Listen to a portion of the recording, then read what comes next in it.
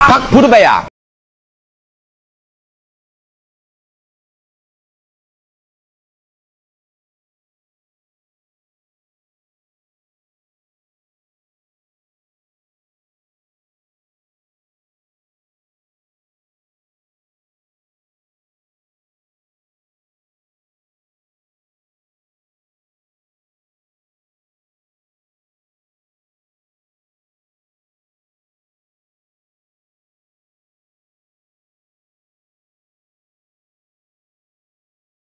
Ini apa sih ini? Mantap ya, mantap ya. Bapak Melek Pajak. Gue juga nggak tahu dari mana asal muasalnya video ini, tapi luar biasa ya. Sangat-sangat kreatif ya. Luar biasa banget. Ngapain ada KDM? Padahal udah keren-keren ya.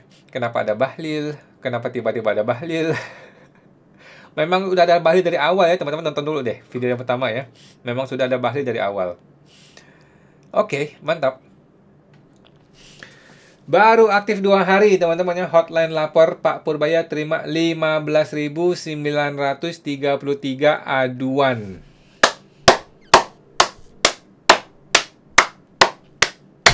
Selamat Pak Purbaya ya. Kementerian Anda adalah kementerian paling busuk di negara kita ini ya. Kementerian Anda adalah kementerian yang paling, takut dibilang kata-kata kasar lagi ya. Masih bisa senyum Pak Purbaya. 15.900 laporan dalam 2 hari guys. 2 hari 15.900 laporan.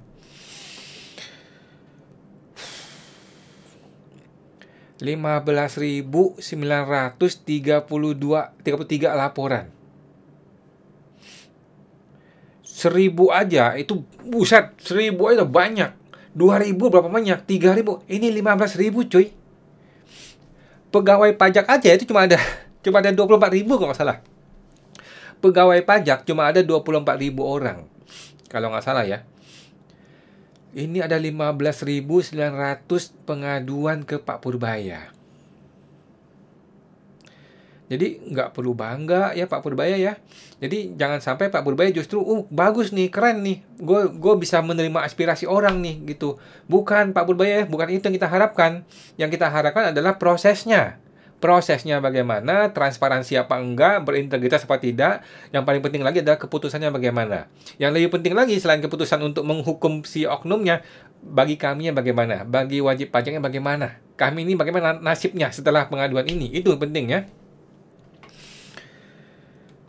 Setelah gue mendengar ada 15.000, gue rasa buat anda nih, orang-orang bodoh ya, para wajib pajak yang rakyat jelata di sana ya, udahlah, lu move on aja lah, lu kasih duit aja orang pajaknya, selesai ya. Daripada lu nunggu lapor Pak Purbaya nggak jelas, nggak ada kabar, nggak ada apa-apa, nggak bakalan dibalas gitu ya sampai berbulan-bulan yang akan datang.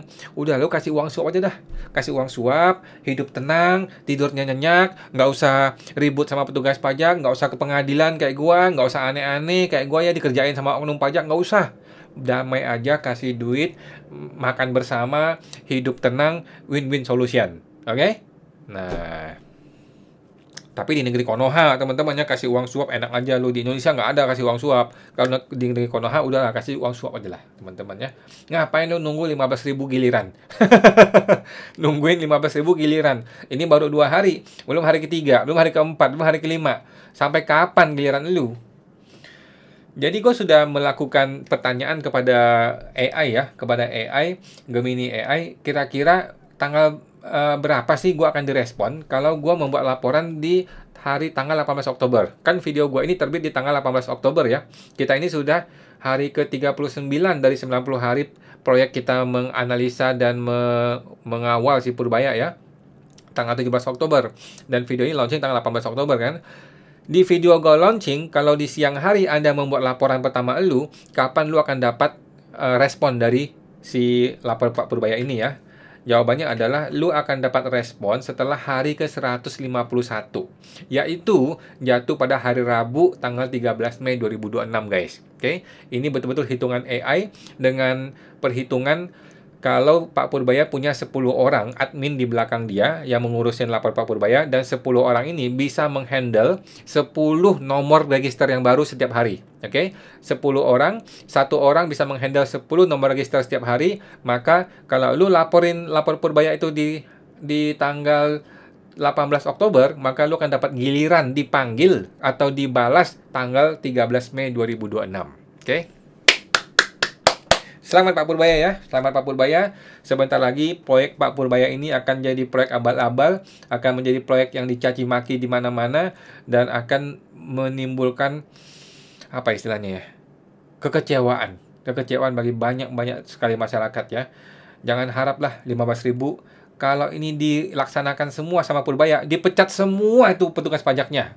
Ya, mungkin minimal 50% petugas pajaknya dipecat gitu teman-teman ya. Kalau sampai dia betul-betul berani melaksanakan betul-betul melakukan pemantauan dan betul-betul memproses, betul-betul interview orang-orang yang terlibat ya. 50% lenyap tuh semua petugas pajak ya.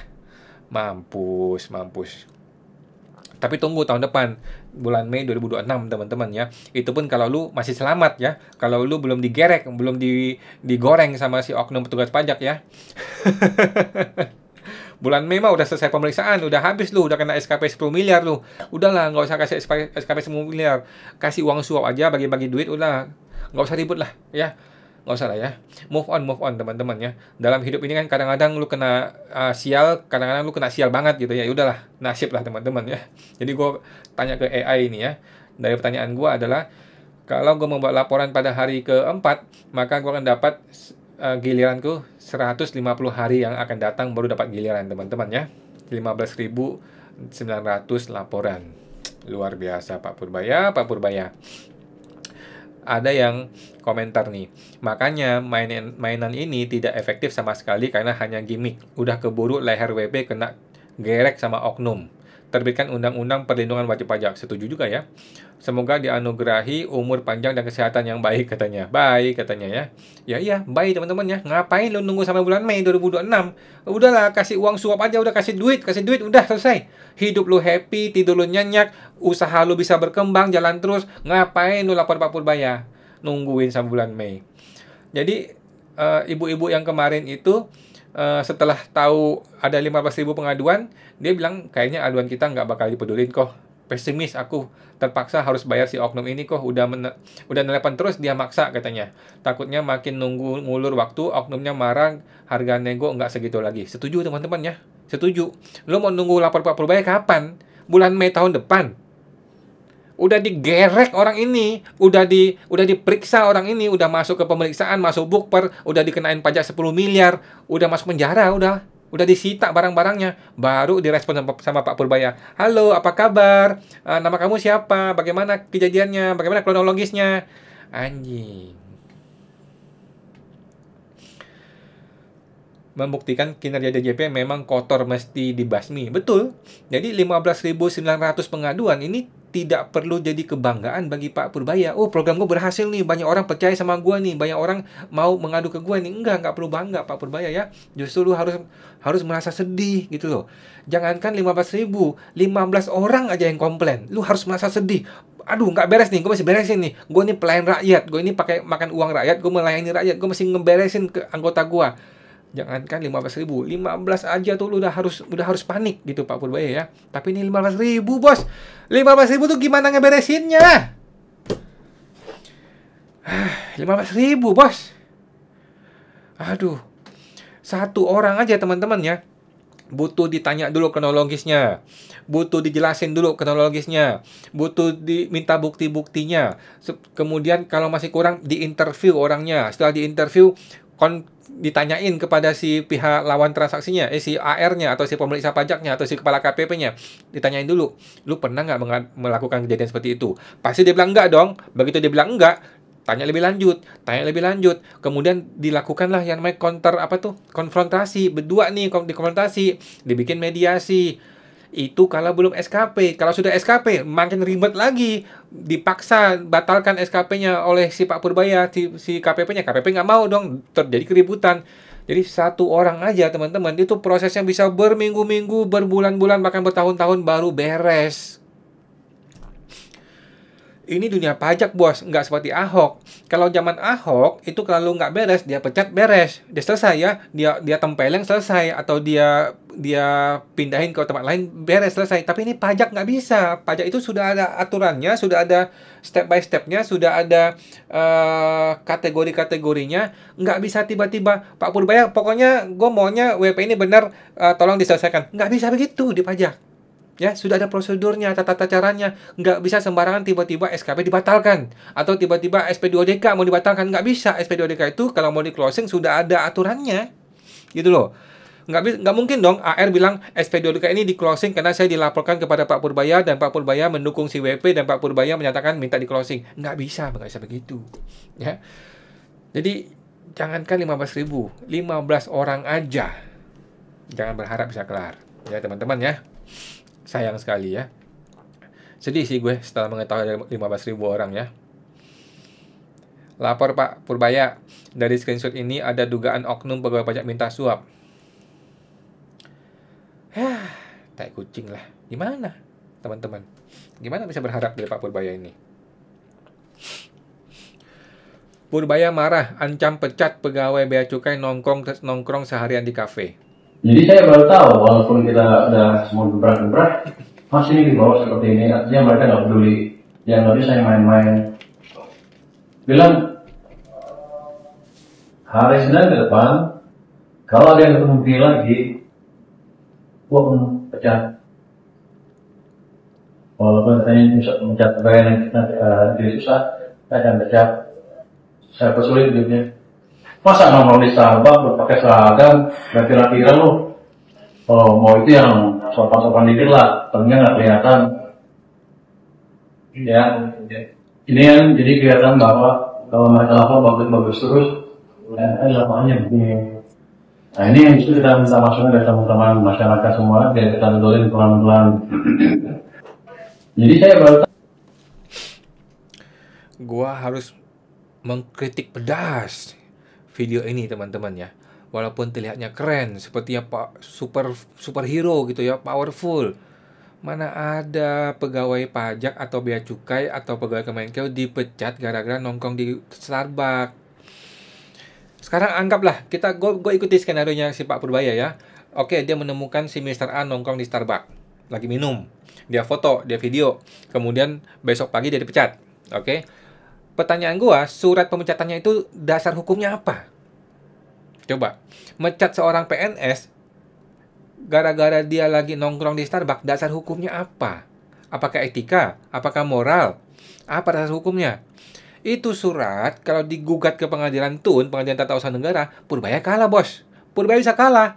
Karena kenapa? Orang pajak kan tinggal bilang, gua lagi di Starbucks, lagi tumpang kencing, gua beli makan atau beli minum sekalian. Atau gue lagi di Starbucks karena lagi makan siang, atau sebelum makan siang, atau setelah makan siang lagi kebetulan. Kan tinggal dibikin ceritanya bahwa itu bukan pelanggaran. Jadi nggak bisa Pak Purbaya sembarangan pecat orang.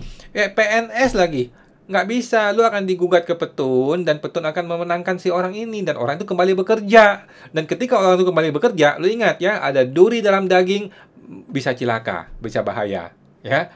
Nah, jadi menurut gua Pak Purbaya ini tuh sama seperti Jokowi banget, betul-betul Jokowi jilid 2 ini. Oke, nggak akan bisa gitu loh, nggak akan bisa dia mempraktekannya, nggak bisa gitu loh. Jadi ini hanya pengen exposure ke media aja gitu, pengen popularitas aja gitu loh. Faktanya nggak akan bisa dan nggak akan ada lu mecat orang gara-gara nongkrong di Starbucks tuh secara hukum nggak masuk jalan, secara logika juga nggak bisa masuk, dan secara praktek tuh lebih tidak mungkin banget secara praktek gitu loh. Lu mau pecat berapa orang gara-gara ini? Jadi gini, jadi Pak Purbaya ini tidak boleh pecat orang gara-gara keinginan pribadi. Lu masih baca hukumnya, aturannya, undang-undang PNS-nya bagaimana gitu loh. Walaupun kita sepakat sama-sama bilang itu tidak bermoral atau tidak beretika dan sebagainya, tetapi kan hukum masih ditegakkan, gitu loh. Jadi Pak Purbaya mesti ngomong gini, gue melihat nih masih ada pegawai gue yang nongkrong pakai seragam di Starbucks. Maka berdasarkan pasal sekian, ayat sekian di undang-undang sekian atau PMK sekian, maka orang itu mulai Senin depan akan gue pecat. Gitu, Pak, cara ngomongnya. Tetapi kalau kayaknya keinginan pribadi lu pecat orang, kemudian tadi dia bilang kan, akan gua bikin susah hidup dia. Itu kan orang dendam. Jangan dendam dong, Pak, ya. Masa lu bikin hidup orang susah, orang punya anak, punya istri mau bikin lu hidup susah. Jangan gitu dong, Pak Purbaya ya. Nah, jadi terus terang ini video betul-betul tujuannya popularitas, tetapi secara praktek tidak jalan. Secara teori juga nggak jalan. Secara hukum juga nggak jalan. Gitu ya, Pak Purbaya. Ya, terus gua komentar nih ya, kalau nongkrong di kantornya WP atau rumahnya WP sambil mengancam SPHP 10 miliar, boleh nggak, Pak? Oke, ini kan nggak ketahuan ini. Kalau di Starbucks kan ketahuan tuh, bisa dipantau. Kalau ke rumah WP, dia bawa surat tugas, dia bilang gue lagi kunjungan. Lu tahu sendiri teman-teman ya, apa yang dilakukan oleh wajib pajak di rumah atau di kantornya WP itu lu tahu sendiri teman-teman ya. Nggak usah gue ceritain dong ya, apa yang terjadi di rumah WP, di kantor WP udahlah nggak usah gue ceritain ya. Nah, itu boleh nggak Pak Purbaya? Kalau nggak boleh, bagaimana kami bisa membuktikannya? Gua tidak boleh merekam kok. Di KPP gua nggak boleh merekam. Apakah di rumah gua boleh merekam? Coba Pak Purbaya. Jadi semua ini akan bisa diselesaikan apabila Pak Purbaya mewajibkan semua petugas pajak wajib merekam di kantor. Udah beres. Beres masalahnya. IHSG hari ini anjlok 3%, semakin jauh dari level 8.000. Gua sih nggak ngikutin IHSG ya, tetapi 3% itu gede loh teman-teman ya. Itu gede loh. Ada 600 saham turun, 103 naik, dan 200 tidak bergerak. Gila juga nih ya. Nilai transaksi mencapai 19 triliun. Wow.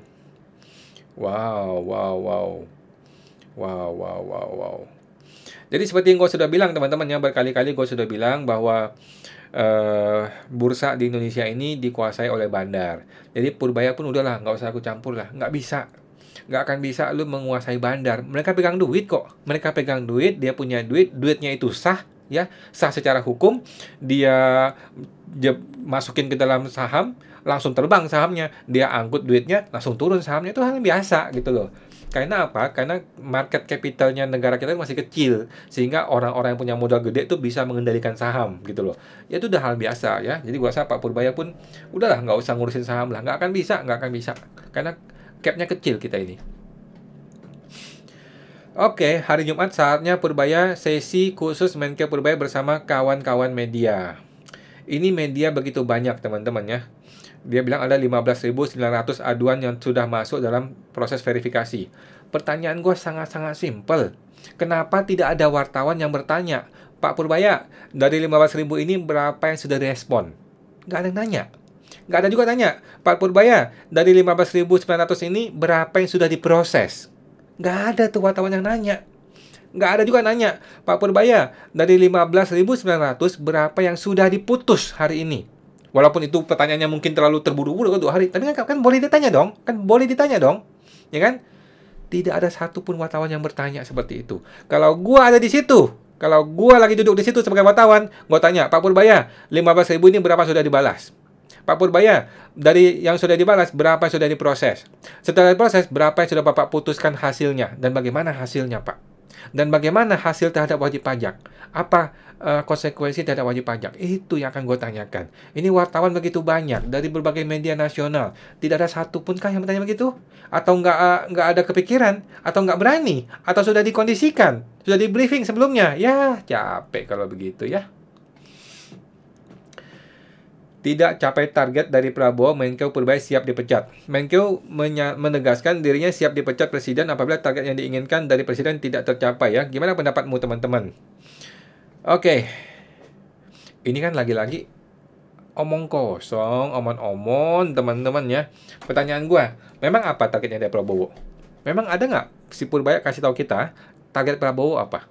Nggak ada teman-teman. Maksud gue target yang ini ya, yang real, yang pertumbuhan ekonomi berapa persen, Prabowo minta nggak berapa persen ke Purbaya? Kan enggak. Purbaya sendiri yang ngomong, gua mau bikin ekonomi kita tuh 6, 7, 8% gitu kan. 6 atau 7% gitu kan. Tapi kan Prabowo nggak pernah minta dia berapa persen. Coba kalau dikasih angkanya, kita tunggu nanti harinya. Oh, nggak jadi langsung, dipecat langsung ya. Purbaya sebut SBY tidur saja ekonomi tumbuh 6%. Jokowi bikin infrastruktur cuma 5%. Oke. Gua sependapat, oke? Gua sependapat, tapi lebih dari kesependapatan gue lagi adalah kita bisa melihat pesan politik dari ini semua, teman-teman ya. Pesan politiknya adalah Purbaya berdiri bersama Prabowo lagi mau menghantam Jokowi ya. Dan memang begitulah ya. Emang Jokowi ini emang pantas ya, menurut gue ya, pantas. Gue termasuk orang yang berpikir bahwa Jokowi adalah presiden terburuk sepanjang masa. Gue termasuk orang yang berpendapat seperti itu.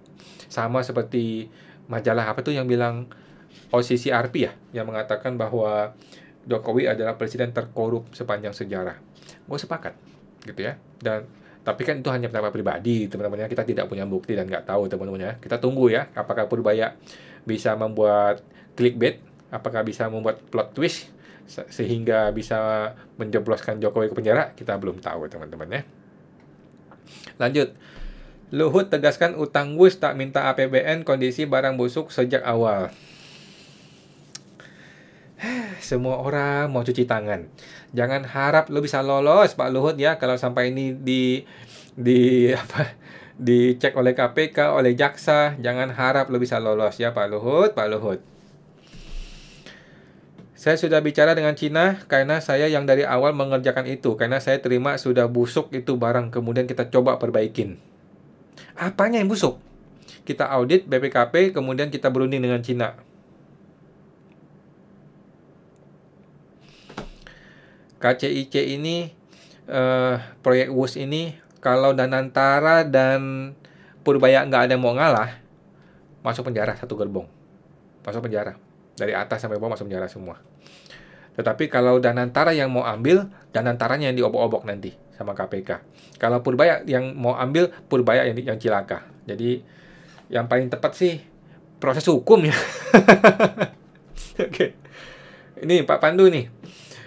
Dividen BUMN yang dikelola Danantara nggak ada buat bayar utang. Ini semua untuk investasi ya. BPI Danantara menegaskan hasil dividen itu tidak untuk bayar hutang, hanya untuk investasi. Nanti kita pelajari dulu. Dari situ dikasih alternatif. Nanti dari sisi alternatif biar diomongin di lintas kementerian. Kan lagi-lagi dan lagi-lagi birokrasi, cuci tangan ya.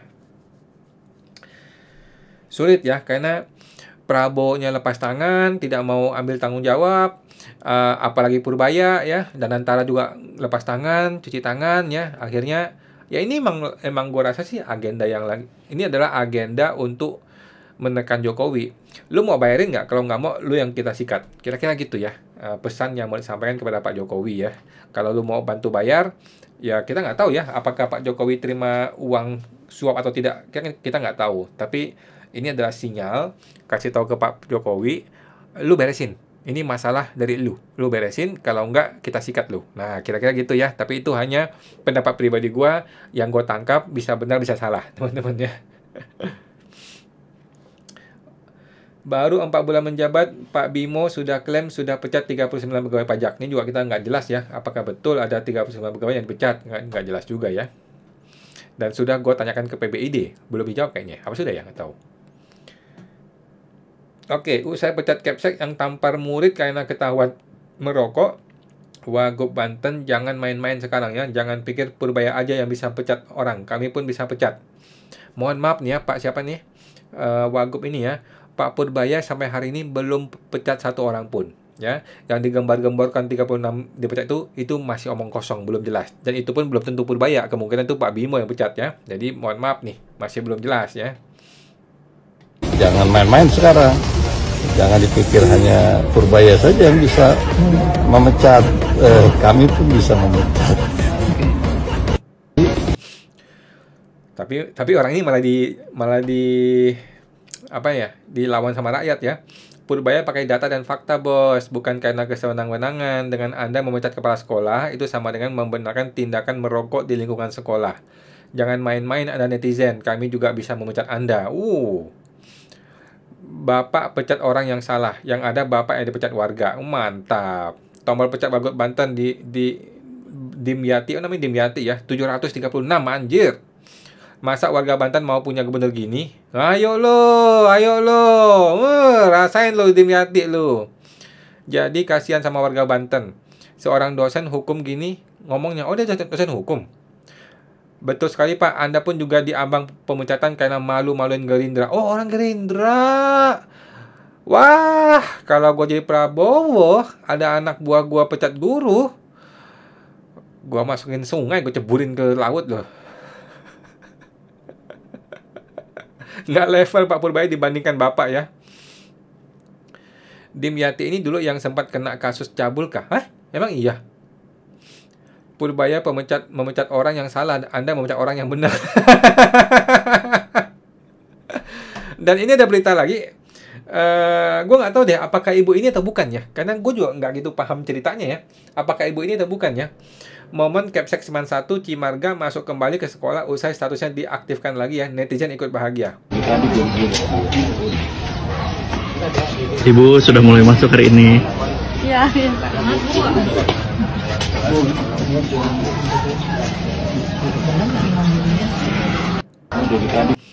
Oke, jadi mengenai anak-anak merokok ini ya, gue sih mendukung si ibunya ya. Maksudnya, gue tidak mendukung pukul-pukulan ya. Gue tidak mendukung seorang guru memukul seorang anak ya. Tetapi masa dipecat gara-gara itu ya?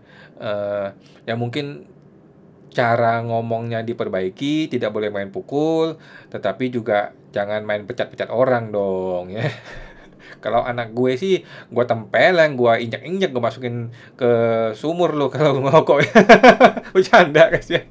Oke teman-teman, itu aja. Ini sudah hari ke-39 dari 90 hari ya, tanggal 17 Oktober. Gebrakan demi gebrakan dibikin oleh Pak Purbaya, tetapi khusus mengenai lapor Pak Purbaya, gue rasa ini akan jadi proyek gagal ya. Dan ya walaupun ini akan proyek gagal, tetapi gue tetap berusaha optimis, dan gue akan tetap melakukan pengaduan kepada Pak Purbaya karena masih banyak nih pengaduan gue yang pending nih yang akan gue laporkan ke Pak Purbaya ya. Oke teman-teman, sampai jumpa, semoga terbantu.